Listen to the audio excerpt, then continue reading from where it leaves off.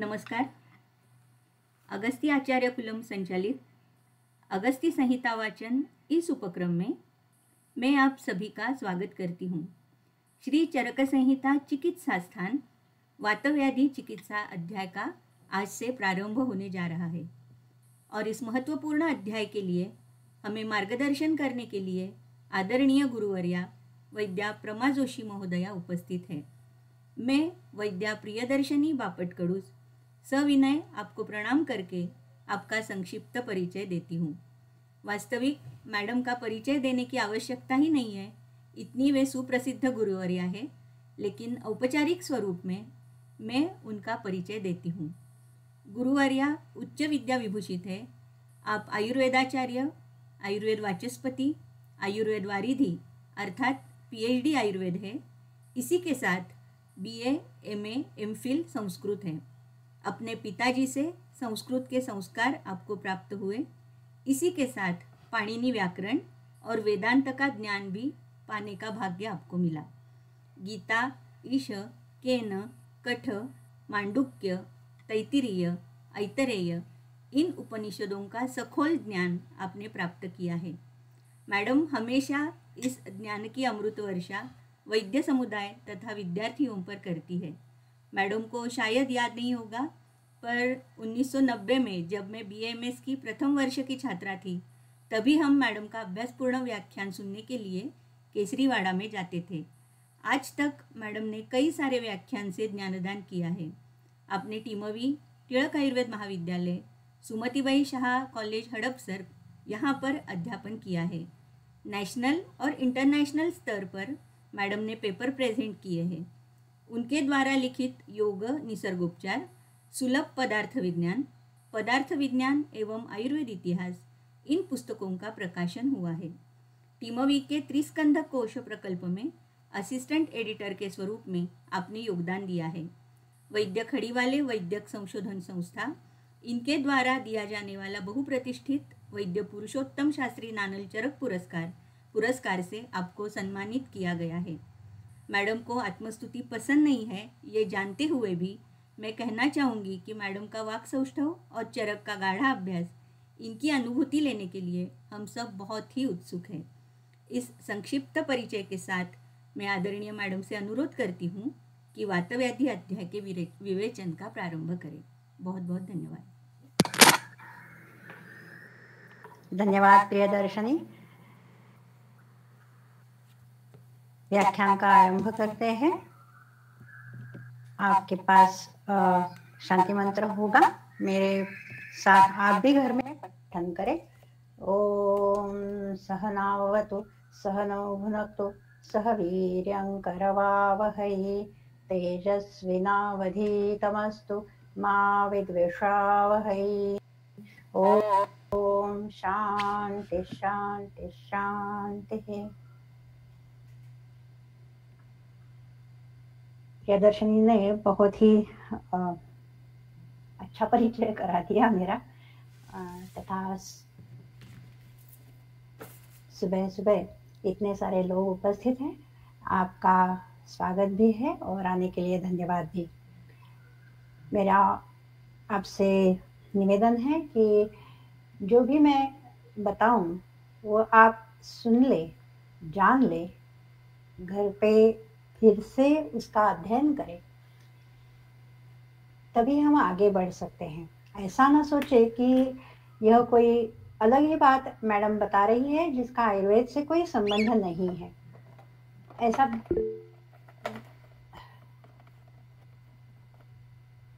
प्रश्न है कि यह भोजन मंत्र है ना, यह भोजन मंत्र नहीं है, यह अध्ययन अध्यापन का ही मंत्र है। ठीक है, हम यहीं से आरंभ करते हैं। प्रियदर्शनी ने बताया है कि कोई समय सीमा नहीं है, हमें कितने भी दिन हम पढ़ सकते हैं, तो इसी मंत्र से आरंभ करते हैं। यह मंत्र जो है वह गुरु और शिष्य इनके संबंध के विषय में है और अध्ययन अध्यापन ज्ञान के विषय में है। सहनावतु सहनौ भुनक्तु सह वीर्यं करवावहै। इस मंत्र का अर्थ है यह परब्रह्म से की हुई प्रार्थना है। सह नौ अवतु, वह परब्रह्म हमें हमारी साथ में रक्षा करे। नौ, गुरु और शिष्य दोनों की साथ में रक्षा करे। सह नौ अवतु, सह नौ भुनक्तु, हम दोनों को साथ में शिक्षा प्रदान करे। सह वीर्यं करवावहै, हमें जो शिक्षा प्राप्त है वह वीर्यवान हो। सह वीर्यं करवावहै। तेजस्वी नौ अधीतमस्तु, हमारा जो अध्ययन है वह तेजस्वी हो, हमें अर्थ अच्छे तरह से ज्ञात हो। तथा महत्वपूर्ण यह है, मां विद्वेषावहै, हम एक दूसरे का द्वेष ना करें कि गुरु ने हमें ठीक तरह से पढ़ाया नहीं, पूरा उनको जो ज्ञात है वो हमें समझाया नहीं, तथा शिष्य जो है वह अच्छे तरह से पढ़ नहीं रहा है, उसे पढ़ने की इच्छा नहीं है, मैंने जो पढ़ाया उसकी उसे कोई कीमत नहीं है, यह सारा द्वेष हो गया। तो द्वेष के कारण ज्ञान अच्छे तरह से आगे जाता नहीं है, प्रसारित हो नहीं पाता है। तो यह अध्ययन अध्यापन का ही मंत्र है, भोजन का मंत्र कतई नहीं है। इसीलिए यह मैं अपने प्रत्येक व्याख्यान से पहले यही मंत्र लेती हूँ, क्योंकि मैं नहीं चाहती कि मैं जो पढ़ाती हूँ वो आपके पास ना आए, आप तक ना पहुँचे, तथा आप उसका ग्रहण ना करें, ऐसा मैं कतई नहीं चाहती हूँ। इसलिए यह मंत्र बहुत ही महत्वपूर्ण है। विषय तो है वातव्याधि चिकित्सा, बहुत ही बड़ा विषय है। इस विषय के पहले, वातव्याधि के पहले हमें यह जानना चाहिए कि वात क्या है। हम ये नहीं जानेंगे कि हम किसकी चिकित्सा कर रहे हैं तो हम चिकित्सा कर नहीं पाएंगे। इसलिए मैं आपके सामने सबसे पहले जो प्रस्तुत करूंगी वह वात का स्वरूप क्या है, इसका ज्ञान हम ले लेंगे। इसके लिए हमें अपना शरीर जो है उसकी रचना क्या है, उसका स्वभाव क्या है, स्वरूप क्या है, यह जानना होगा। इसलिए हम आरंभ करेंगे तो पंचकोश विज्ञान से करेंगे। पंचकोश विज्ञान हम नहीं जानेंगे तो हम वात का स्वरूप नहीं जान पाएंगे, तो उसकी चिकित्सा में हमें क्या करना चाहिए यह भी नहीं जान पाएंगे। अच्छे से यदि हमने नहीं जाना तो चिकित्सा ठीक तरह से नहीं होगी, हमें जो भी सावधानी बरतनी चाहिए वो हम नहीं बरत पाएंगे। इसलिए हम शुरुआत करेंगे पंचकोश से। इसलिए पहले मैंने बताया कि ऐसे भाग नहीं जाना। प्रश्न आप देते रहिएगा, व्याख्यान के अंत में हम प्रश्नों का समाचार ले लेंगे, समाधान कर लेंगे। तो भाग नहीं जाना, क्योंकि शुरुआत जो होगी उसका साक्षात संबंध आयुर्वेद से नहीं है।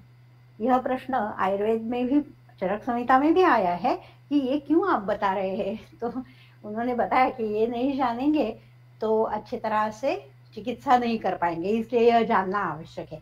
ऐसे स्वयं चरक संहिता में भगवान पुनर्वसु ने कहा है।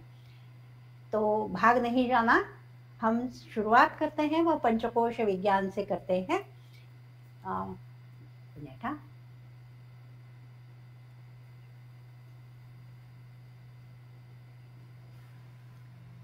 आप देख पा रहे हैं मेरा स्क्रीन? Yes madam. यस। तो यह पंचकोश जो है इससे हम शुरुआत करेंगे। 5 कोशों से हमारा देह बना हुआ है। वह कहाँ से आरंभ होता है? सृष्टि का आरंभ जो है वह हम जानेंगे, क्योंकि जो हमने यह भी देखा है कि लोक पुरुष साम्य होता है। जैसे हमारा देह है वैसे ही सृष्टि में है, जैसे सृष्टि में है वही हमारा एक देह, एक यूनिट, पूरा यूनिट रिप्रेजेंट करता है पूरे विश्व को, समूचे विश्व को। हमारा एक देह एक अंश पूरा ब्रह्मांड होता है। तो यह विश्व जो उत्पन्न हुआ वह कैसे उत्पन्न हुआ, इसके विषय में वेदांत सभी लोग यह भी पूछते हैं मुझे कि ये वेदांत वेदांत क्यों आप पढ़ाते हैं। एक बात मैं स्पष्ट करा दूं आपको कि चरक संहिता जो है वह उपवेद है। उप का अर्थ है समान, वेद के समान। जैसे ऋग्वेद है वैसा ही आयुर्वेद है, वेद के समान है। जो भी वेद के तत्व है वही आयुर्वेद के तत्व है। हम पदार्थ विज्ञान में तो बहुत कुछ पढ़ते हैं कि न्याय ने ये कहा है, सांख्यों ने ये कहा है, तथापि आयुर्वेद में इन सब का कोई इतना महत्व नहीं होता है। जैसे एक सामान्य विषय में आपको बता दूं कि हमने पंच महाभूत पढ़े हैं, तो यह महाभूत तो हम कहते हैं, तथापि सांख्यों ने अथवा वैशेषिक नैयायिक ये लोग जो है वह महाभूत कहते ही नहीं है, उनके लिए भूत ही है। तथा शरीर जो है ना वह पांचभौतिक नहीं है, उनके तत्व से शरीर जो है वह भौतिक है। पंचीकरण जो है कि हर एक द्रव्य में पांचों भूतों का अस्तित्व, यह पंचीकरण है। पांचों का अस्तित्व हर एक द्रव्य में होता है। यह तत्वज्ञान वेदांत का तत्वज्ञान है। वेदांत वेदों का विभाग है। मंत्र तथा ब्राह्मण, ब्राह्मण में तो उपनिषद भी आते हैं और तथा आरण्यक भी आते हैं, ब्राह्मण तो होते ही है। मंत्र और ब्राह्मण वेद होता है। तो यह वेद का जो तत्व है इसी के समान आयुर्वेद है। जो भी तत्व आयुर्वेद में आए हैं वह सभी वेदों पे आधारित है। किसी भी अन्य दर्शन इसका आयुर्वेद में कोई भी थोड़ा भी अंश भी नहीं है। सभी जो है वह वेदों पे आधारित है, वेदों के समान है। वेदों में बहुत कुछ बताया है, उनका ज्ञान कर लेना बहुत मुश्किल है, वह इतना सुलभ नहीं है हमारे लिए। तो उनका व्याख्यान ब्राह्मण ग्रंथों में आता है, उपनिषदों में आता है, तो वह भी इतना सुलभ नहीं है, तथापि वह जानना थोड़ा थोड़ा थोड़ा थोड़ा सुलभ होता है हमारे लिए। इसलिए जो भी तत्वज्ञान आयुर्वेद में है उसका यदि हम अधिक विवरण जानना चाहते हैं तो हमें वेदांत को देखना पड़ता है। इसलिए मैं वेदांत तत्वज्ञान का यहाँ पूरा पूरा समावेश करके उसके ही आधार से चरक संहिता का विवेचन कर लेती हूँ। इसी से अच्छे प्रकार से हमें ज्ञान प्राप्त होता है। तो इसलिए वेदांत तत्वज्ञान में जो सृष्टि के विषय में कहा है वही आयुर्वेद में है, कोई भी उसमें भिन्नता नहीं है। वेदांत तत्वज्ञान में सृष्टि का विवेचन कैसे किया है कि वेदांत का पहला तत्व तो यही है कि ब्रह्म एव सत्यम, जगत मिथ्या है, ब्रह्म ही सत्य है। आगे तो नहीं जा रहा, एक मिनट। हाँ,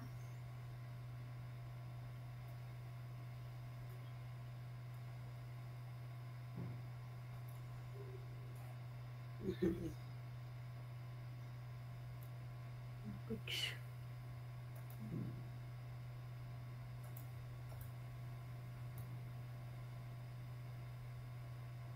शेयरिंग में कुछ हो रहा है कि वो आगे नहीं जा रहा है। ठीक है, मैं प्रयास करती रहूंगी।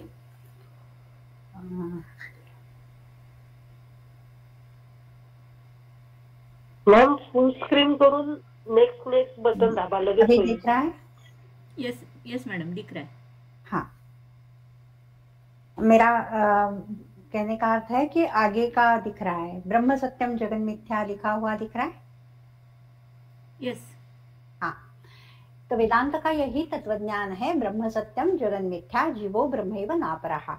एक ही वाक्य में यदि हम जानना चाहे तो ब्रह्म यही सत्य है, पर ब्रह्म सत्य ज्ञान अनंत, यह पर ब्रह्म जो है वही सत्य है। उर्वरित जो पूरा समूचा विश्व है वह मिथ्या है, और जीव जो है वह ब्रह्म ही है और कोई है नहीं। सत्य का अर्थ होता है जिसके ज्ञान का विषय अबाधित हो, बाध किसी कारण से उसका ना हो। और मिथ्या का अर्थ होता है असत्य नहीं, मिथ्या का अर्थ होता है भासमान। जैसे हम सोते हुए जो सपना देखते हैं तो वह कैसा होता है, जब हम उसका अनुभव लेते हैं तो वह सत्य ही होता है, उसमें कोई भी हमें आशंका नहीं रहती है कि ये जो हम देख रहे हैं है भी या नहीं भी। तथापि जब हम जागृत अवस्था में आते हैं तो हमें यह पता चलता है कि वो जो देखा वो कभी अस्तित्व में आया ही नहीं था, लेकिन जब हम देखते हैं तब तो वो सत्य होता है। इसे कहते हैं मिथ्या, भासमान। जैसे यहाँ जो मैंने एक चित्र प्रस्तुत किया है, रेगिस्तान में हमें पानी का आभास होता है, वह होता है तो बालू ही होता है और कुछ होता ही नहीं है वहां पे।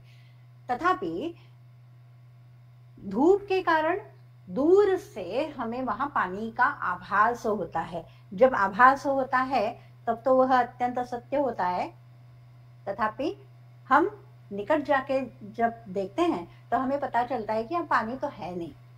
यह है मिथ्या, जो आभास के समय अत्यंत सत्य होता है, तथापि उसका बाध हो जाता है। जिसका बाध होता है कि जब कभी अस्तित्व में ही नहीं आया था। बाध सामान्य विनाश नहीं है, जैसे घट हमने फोड़ दिया तो वह उसका विनाश हो गया, यह सामान्य विनाश है। बाध ऐसा होता है कि कारण के साथ सब विनाश हो जाता है, जो अस्तित्व में आया ही नहीं था, ऐसे ज्ञान होता है, वह उसे कहते हैं बाध, वह मिथ्या होता है। तो पूरा विश्व जो है वह मिथ्या है, केवल ब्रह्म ही सत्य है। और हम क्या है फिर, हम जो है वह ब्रह्म एव, हम तो ब्रह्म ही हैं। तथापि कैसा है कि जैसे प्रतिबिंब होता है, सूरज का प्रतिबिंब जल में होता है, सूरज तो जल में उतरता नहीं है, उसका प्रतिबिंब आता है। उस प्रतिबिंब के कारण क्या होता है कि पानी भी तेजस्वी तथा उष्ण हो जाता है। उसी प्रकार यह चित आभास जीव स्वरूप है, चित का आभास प्रतिबिंब के समान। तो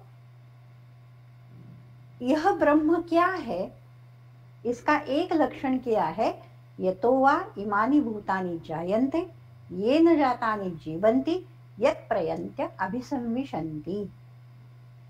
जिससे यह भूत मात्र उत्पन्न होते हैं, जिसमें यह जीवित रहते हैं स्थिति का कारण, तथा जिसके पास जाकर उसमें लय उनका होता है, लय का कारण, जिससे उत्पत्ति, जिसमें स्थिति और जिसमें लय, यह होता है ब्रह्म का तटस्थ लक्षण। और स्वरूप लक्षण होता है सत्य ज्ञान अनंत।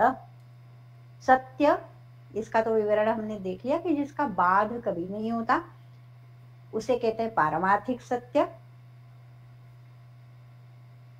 जैसे यहाँ मैंने एक सपने का उदाहरण प्रस्तुत किया है कि सपने में आइसक्रीम दिख रहा है, तो जागृत अवस्था में तो उसका बाध हो जाएगा, कभी अस्तित्व में आया ही नहीं था। यह दूसरा है सर्प का, यहाँ रज्जु के ऊपर सर्प का आभास होता है, या फिर रेगिस्तान में पानी का आभास होता है, वह कल्पित पदार्थ है। जो कल्पित पदार्थ का विषय नहीं है वह ब्रह्म है, सत्य। ज्ञान, ज्ञान का अर्थ होता है चैतन्य, जैसे आभासात्मक चिदाभास हमने देख लिया। अनंत का अर्थ होता है जिसकी कोई मर्यादा नहीं है, अनंत ही आनंद होता है। यो वै भूमा तत्सुखम, ऐसे कहा है। अल्प में सुख नहीं होता है, यह अमर्याद है। मर्यादा किसकी होती है? देश की मर्यादा होती है, काल की मर्यादा होती है, या वस्तु की मर्यादा होती है। देश कि इस प्रदेश में है, उस प्रदेश में नहीं है। इस कक्ष में एक घट है तो दूसरे कक्ष में नहीं है, यह देशतः मर्यादा हो गई। तो यह अत्यंता भाव होता है उस वस्तु का दूसरे कक्ष में।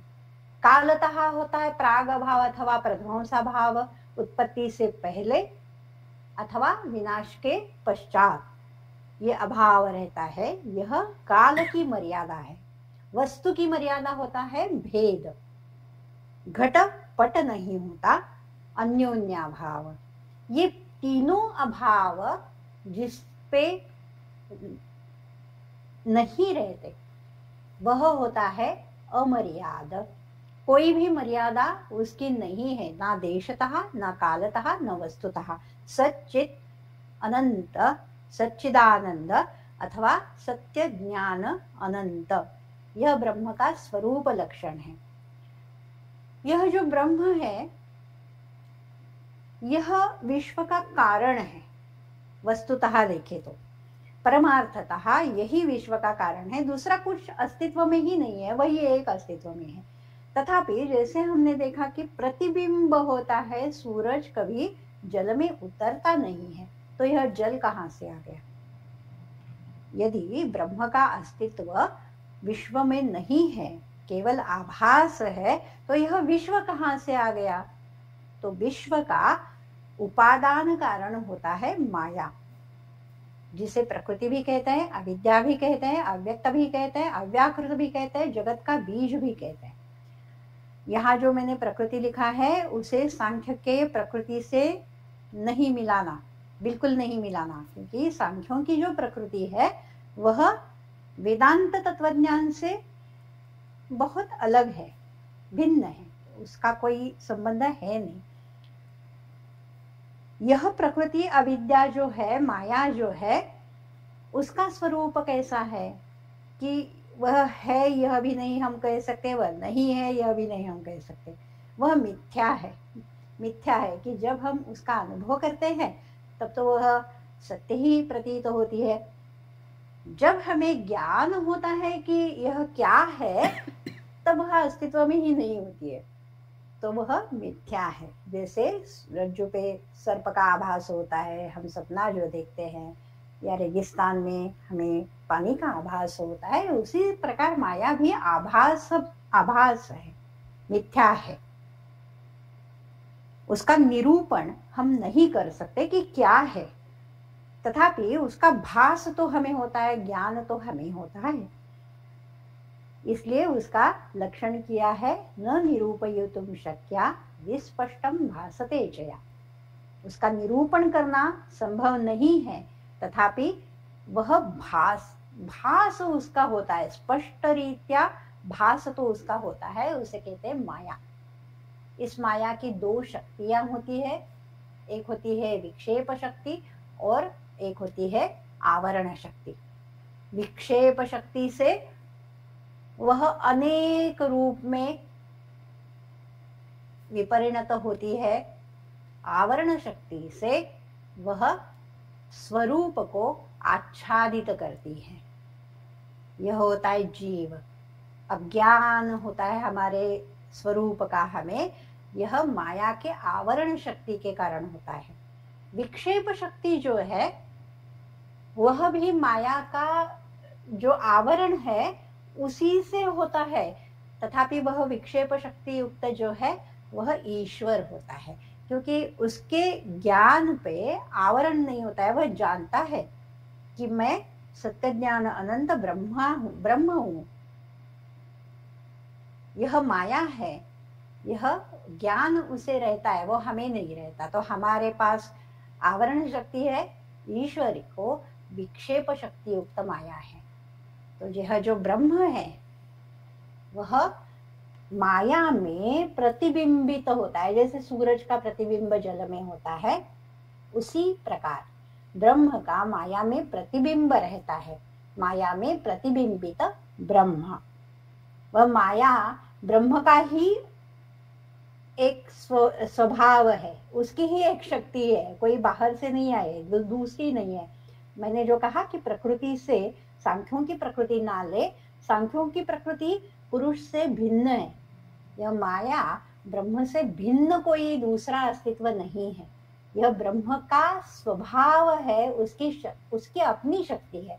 जैसे हमारी ही शक्ति से हम अपना सपना निर्माण करते हैं ना, कोई बाहर से नहीं आता है हमें सपना दिखाने के लिए, हमारे ही भीतर जो एक कल्पना शक्ति है उसी से हम सपना उत्पन्न करते हैं। उसी प्रकार ब्रह्म की आत्मभूत शक्ति है यह माया। उस माया में ब्रह्म प्रविष्ट नहीं होता है, केवल सन्निधि मात्र, प्रतिबिंब मात्र होता है। तो उसे कहते हैं शबल ब्रह्म। यह है ईश्वर, शबल ब्रह्म, जो कृष्ण का स्वरूप है।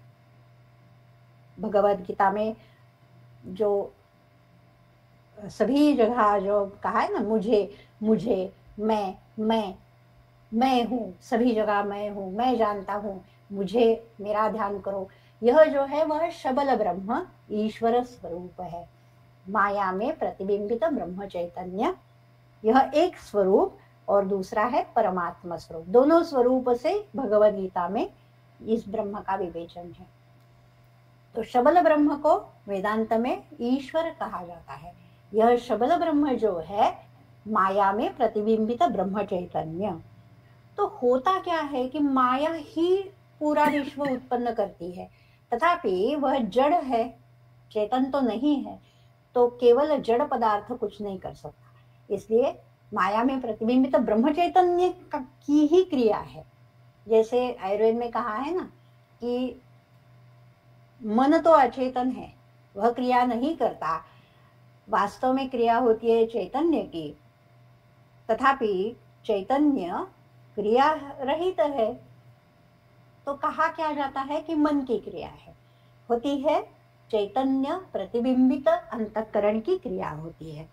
चैतन्य के अभाव में जड़ कोई क्रिया नहीं कर सकता। इसी प्रकार माया में प्रतिबिंबित जो ब्रह्म चैतन्य है उसके कारण पूरा आगे का माया प्रसव करती है। प्रतिबिंबित ब्रह्म चैतन्य ना हो तो माया कुछ भी नहीं कर सकती।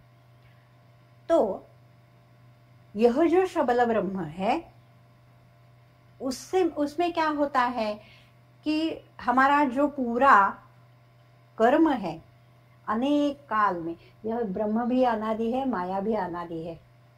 कब विश्व पहले हो गया इसका कोई निर्धारण है नहीं, हम जान भी नहीं सकते कब हो गया, कब पूरा समाप्त हो जाएगा, इसके बारे में हम कुछ नहीं कर सकते। इसलिए यह सभी अनादि कहे गए हैं। तो माया भी अनादि है, माया में ब्रह्म का प्रतिबिंब है, वह भी अनादि है। तच्चितो योगः,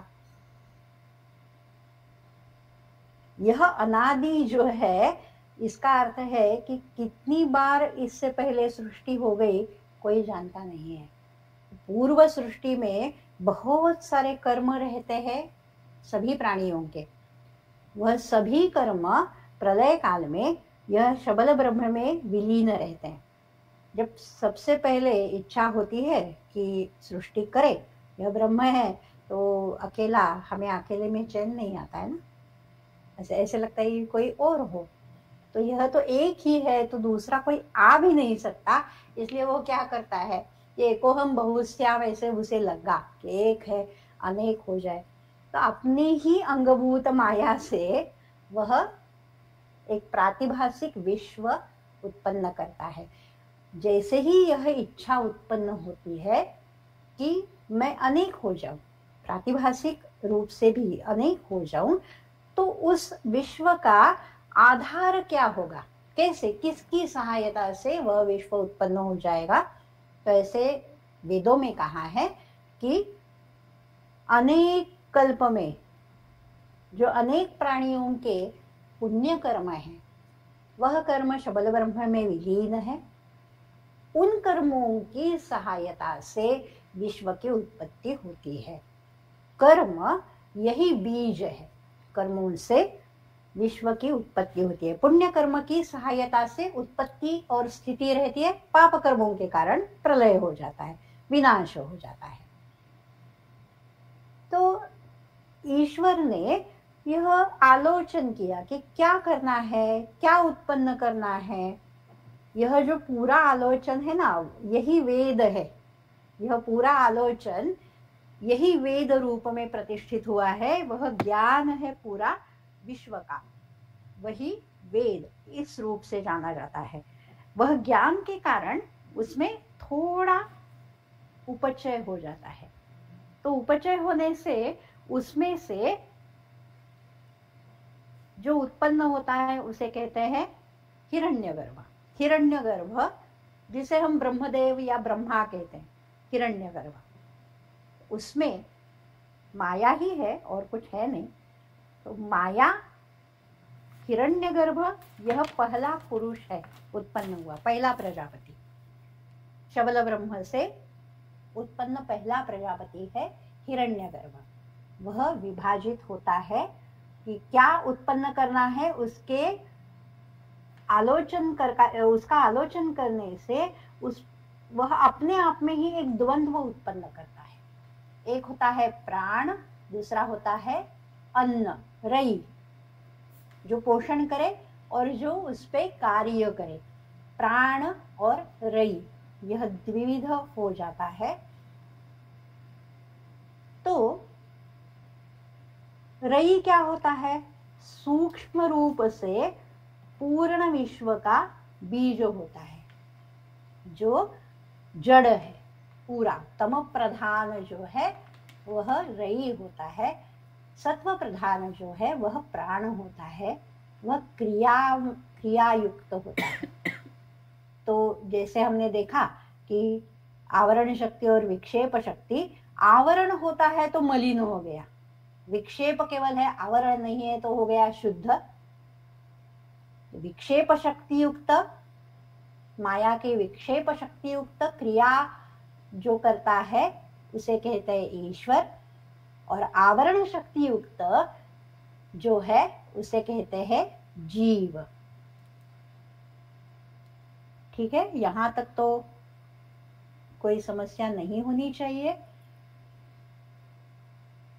जो ये तम प्रधान है सूक्ष्म, तो जैसे हमने देखा ना, हम सभी ने पढ़ा है पदार्थ विज्ञान में, तस्माद् वा एतस्माद् आत्मनः आकाशः सम्भूतः, आकाशाद् वायुः, वायोः तेजः।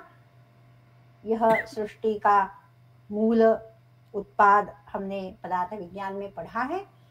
यह जो अन्न स्वरूप तम प्रधान माया है, उसमें प्रतिबिंबित ब्रह्म चैतन्य, यह तो अब लेना ही है उसमें। तो तम प्रधान माया में प्रतिबिंबित जो ब्रह्म चैतन्य है, उससे प्रथमतः सूक्ष्म आकाश में प्रतिबिंबित ब्रह्म चैतन्य से वायु तन्मात्र में प्रतिबिंबित ब्रह्म चैतन्य से सूक्ष्म तेज में प्रतिबिंबित ब्रह्म चैतन्य से सूक्ष्म जल, तथा सूक्ष्म जल में प्रतिबिंबित ब्रह्म चैतन्य से सूक्ष्म पृथ्वी सूक्ष्म भूत तन्मात्र, इनकी उत्पत्ति होती है।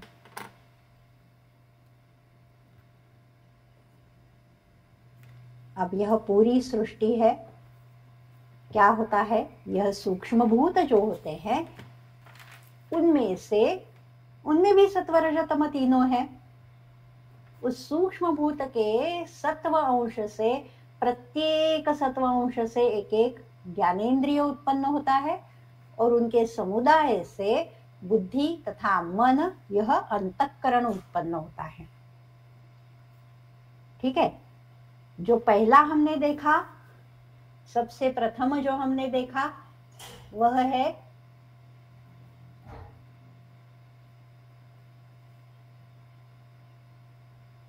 जीव तथा ईश्वर, जो माया में प्रतिबिंबित ब्रह्म चैतन्य है। ईश्वर तत्व है वह विक्षेप शक्ति युक्त माया है, जीव जो है वह आवरण शक्ति युक्त माया है। तो यह जो है इसे कहते हैं कारण देह। सबसे पहले उत्पन्न है और इसी से आगे पूरा उत्पन्न होना है, इसलिए इसे कहते हैं कारण देह। इसे ही कहते हैं आनंदमय कोश। इसका अनुभव हम सुषुप्ति में लेते हैं, जब हम अतीव गाढ़ प्रगाढ़ निद्रा में होते हैं, सपना भी नहीं देखते, तो वह है सुषुप्त स्थिति, सुषुप्त अवस्था। इस सुषुप्त अवस्था में ना ही हमें विश्व का ज्ञान होता है, ना ही हमें अपने स्वयं के इंद्रियों का, मन का भी ज्ञान होता है। मन का भी कार्य पूरा बंद रहता है, मन भी कार्य नहीं करता है कुछ भी। केवल अविद्या, इसका ही आभास हमें होता है और सुख होता है, केवल सुख का अनुभव होता है। तो अविद्या है, कुछ भी नहीं जानते, यही हम जानते हैं ना जागने के पश्चात, कि इतने सुख से हम सोए कि हमें कुछ भी नहीं समझ में आया। तो कुछ भी नहीं समझ में आया तो अज्ञान है और सुखमय वृत्ति है, तो इसलिए इसे कहते हैं आनंदमय कोश।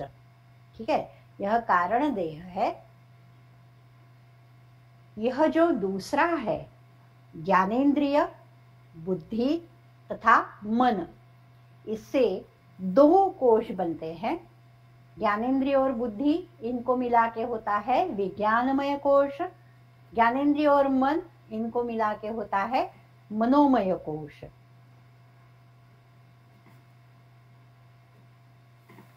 इसमें से जो रज अंश है, तो प्रत्येक सूक्ष्म भूत के रज अंश से कर्मेंद्रियों की प्रत्येक एक एक से उत्पत्ति होती है। आकाश से वाक, वायु से हस्त, तेज से पाद, जल से पायु, पृथ्वी से पस्थ। रजो अंश के समुदाय से प्राण उत्पन्न होता है, जिसके 5 भेद शरीर में बताए हैं। एक ही प्राण है, तथापि कार्य और स्थान के अनुसार उनका नामाभिधान अलग है। समान, व्यान, उदान, प्राण, अपान, इनका तो विस्तार से ज्ञान हम बाद में ले लेंगे। तो यह कर्मेंद्रिय तथा प्राण मिला के होता है प्राणमय कोश। अब यह कोश कोश कोश जो है, यह क्या होता है, हम जानते हैं कि सिल्क जो होता है ना, रेशम, तो वह जो कीड़ा होता है तो क्या करता है, अपने ही अंदर से धागा निकालता है और अपने ही भवताल में, अपने ही आसपास एक कोश बनाता है, उसमें अंदर वह रहता है। तो पश्चात उसका तो कुछ होता है आगे का, तथापि यह जो रेशम का कोश है, इससे यह संज्ञा ली है। क्यों? अपने ही शरीर से धागा निकाला है और अपने आप को उसमें बंद कर दिया है अंदर। इसी प्रकार यह सब कहां से आया है? जो तेज, वायु, यह सभी बना, वह कहां से आया? बाहर से तो कुछ आया नहीं, हमने ही अपने अंदर से उत्पन्न किया है। सबसे भीतर, सबसे अंदर चैतन्य आभास है, चिदाभास है, और उसके बाद एक एक एक एक एक एक लेयर बनता जाता है। तो उसे कहते हैं एक अंदर का कोश, उसके बाहर का कोश। सबसे अंदर का है आनंदमय कोश, उसके पश्चात आता है विज्ञानमय कोश, बुद्धि और ज्ञानेंद्रिय। उसके पश्चात आता है मनोमय कोश, उसके पश्चात आता है प्राणमय कोश। अब यहां तक तो सूक्ष्म भूतों का कार्य हो गया। इन सूक्ष्म भूतों से महाभूत उत्पन्न होते हैं। यहां होता है पंचीकरण। ठीक है, तो यह पंचीकरण तथा महाभूतों की उत्पत्ति हम नेक्स्ट वेडनेसडे देखेंगे। अभी जो प्रश्न है उनके उत्तर देना पड़ता है। मेरे कहने में अभी जो इतना व्याख्यान हो गया, इसमें कोई प्रश्न हो तो वह भी पूछ सकते हैं, तथा और कोई प्रश्न हो वह भी पूछ सकते हैं।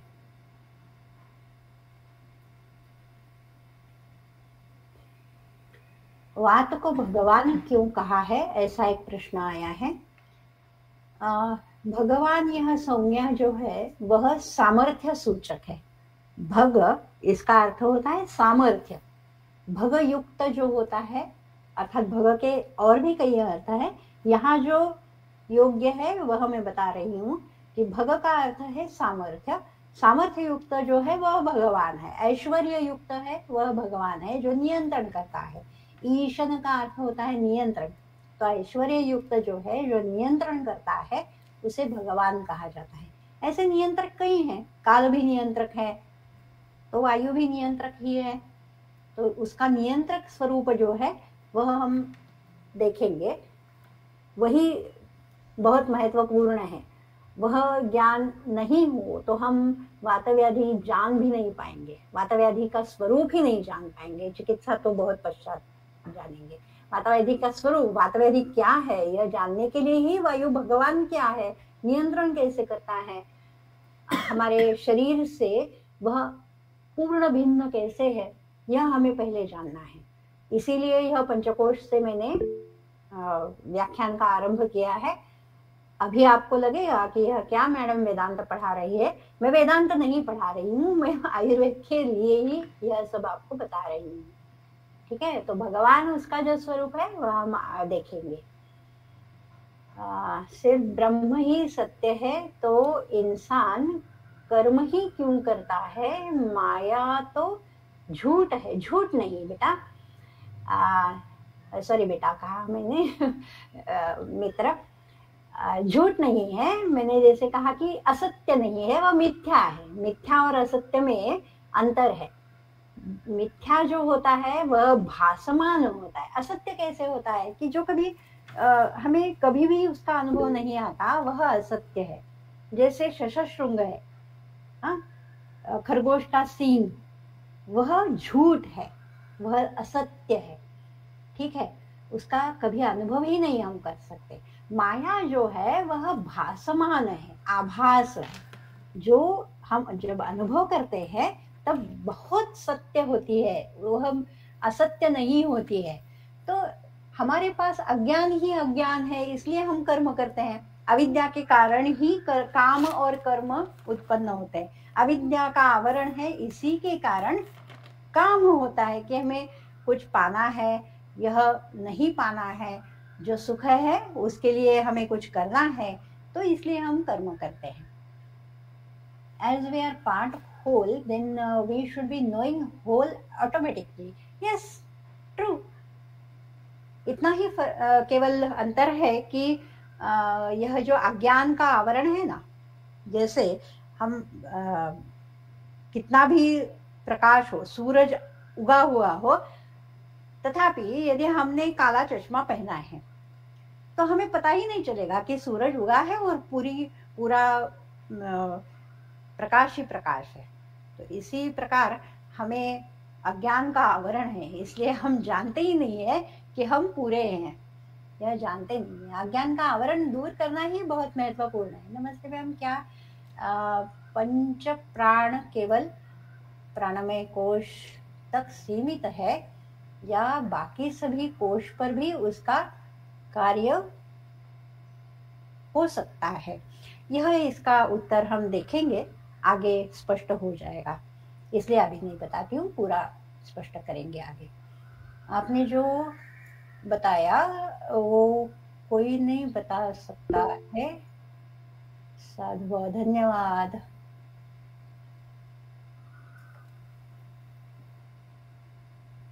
अंदर से बाहर कोश कौन से है, प्लीज रिपीट मैम। हो जाएगा, आगे फिर से मैं बता दूंगी अंदर से बाहर कौन से कोश है। सांख्य की प्रकृति और वेदांत, इस विवेचन में क्या भेद है? अभी मैंने बताया कि सांख्यों की जो प्रकृति है वह भिन्न है, द्वैत है। वहां पे प्रकृति और पुरुष दोनों सत्य अस्तित्व है सांख्यों के, और प्रकृति स्वयं कार्य करती है। यहाँ स्वयं कार्य, जड़ कोई स्वयं कार्य नहीं करता है, जड़ की प्रवृत्ति स्वयं नहीं होती है, वहाँ की प्रकृति स्वयं कार्य करती है सांख्यों की। वह वेद के अनुसार तत्वज्ञान नहीं है, वह अलीक तत्वज्ञान है, असत्य है, मिथ्या है। वेरी नाइस एक्सप्लेनेशन, धन्यवाद। भास कोणाला होतो? सभी को होता है, किसी को नहीं होता ऐसा कोई है नहीं। भास जिसको होता नहीं है ऐसा विश्व में कोई है ही नहीं। हम जो यह अनुभव कर रहे हैं ना कि मैं बोल रही हूँ, आप सुन रहे हैं, वह भी भास ही है। ठीक है, भास सभी को होता है। और कोई प्रश्न है? किसी ने हाथ उठाया है मेरे ख्याल से। किसी को प्रश्न पूछना है, पूछ सकते हैं।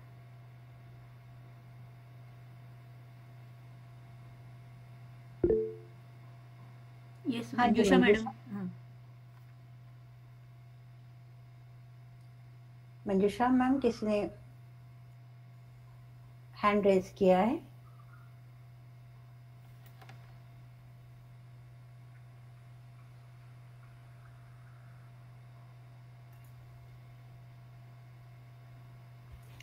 कोई मंजूषा प्रश्न मैडम, नहीं?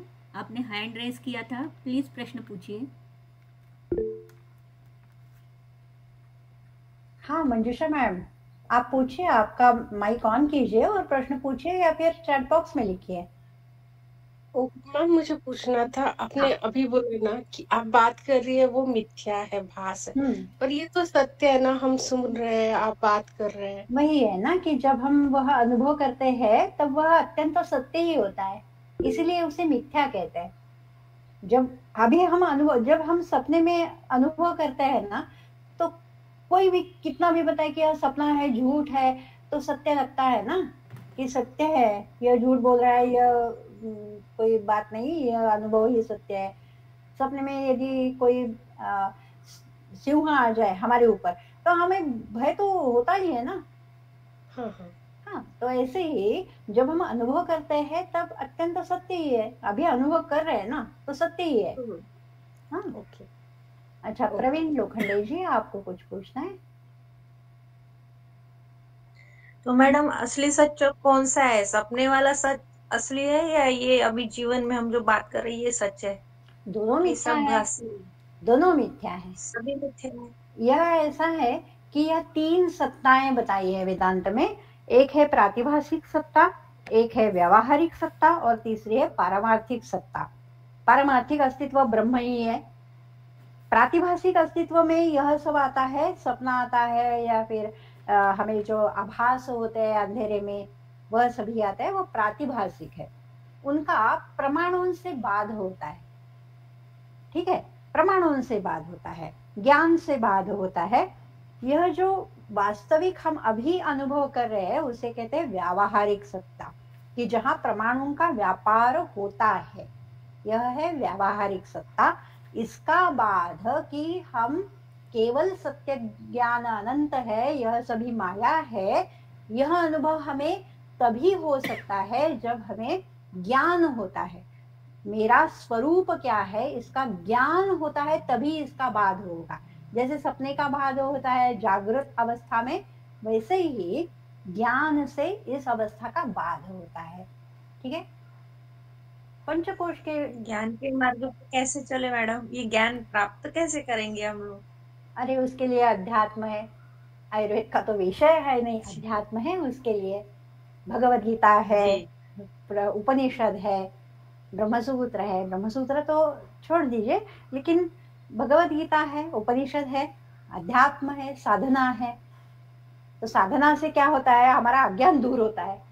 अज्ञान दूर होने से हम तो ब्रह्म ही है, उसके लिए कुछ प्रयत्न नहीं करना पड़ता है। हमारे पास हमारा स्वरूप है, बाहर से कुछ लाना नहीं है, आसान है बहुत।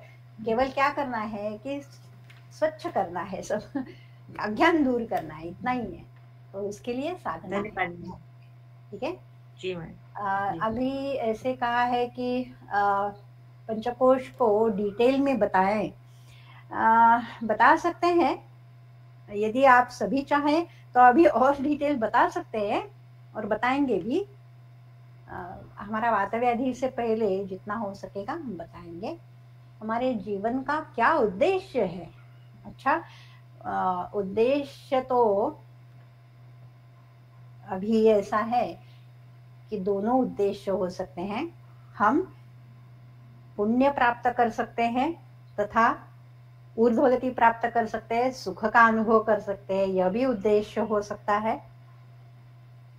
अथवा प्राणी पक्षियों की तरह केवल जो स्वाभाविक धर्म है हमारे, आहार, निद्रा और मैथुन, इसमें रत रहते हैं तो अधोगति प्राप्त हो सकती है, प्राणी पक्षियों का जन्म मिल सकता है, या फिर और अधोगति हो तो पाताल होते हैं, सप्त पाताल, उनमें भी जा सकते हैं। बहुत अधिक पाप किया तो नरक भी प्राप्त हो सकता है।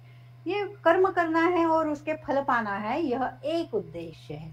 पुण्य कर्म करे, पाप कर्म करे, स्वाभाविक धर्मों का आचरण करे, कोई भी कर्म करे तो कर्म से फल प्राप्ति तथा पुनः जन्म मृत्यु का अनुभव, यह एक उद्देश्य है। और दूसरा उद्देश्य मोक्ष, हमारा स्वरूप जानना, यह उद्देश्य हो सकता है। और कोई उद्देश्य तीसरा तो है नहीं। और कोई प्रश्न है?